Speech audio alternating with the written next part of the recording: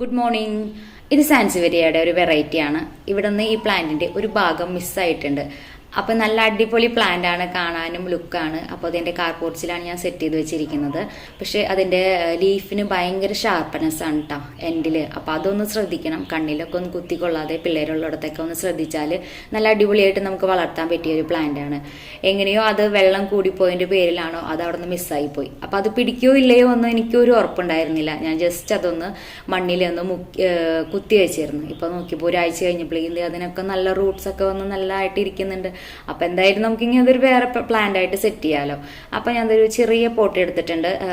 അത് അത്ര നല്ല പോട്ടല്ല, നമ്മൾ വേറെ പോട്ടിലേക്ക് ഇറക്കി വെക്കുന്നതാണല്ലോ.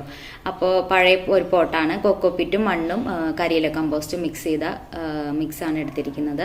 അപ്പം നമ്മുടെ റൂട്ട്സിന് കേടൊന്നും സംഭവിക്കാതെ അതിലോട്ട് ഇറക്കി വെച്ച് ചെറുതായിട്ടൊന്ന് കുത്തി കൊടുക്കാം. ഇലകൾക്കൊക്കെ നല്ല കനുണ്ട് കേട്ടോ, അതുകൊണ്ട് നിൽക്കാനായിട്ട് പാടാണ്. അധികം നമ്മൾ താത്തി വെച്ച് കൊടുത്താൽ ഇനി അത് ചീഞ്ഞു പോവും. അതിൻ്റെ അധികം ഇല്ലല്ലോ ആ പോർഷനായിട്ട്, ലീഫാണല്ലോ പിന്നെ വരുന്നത്.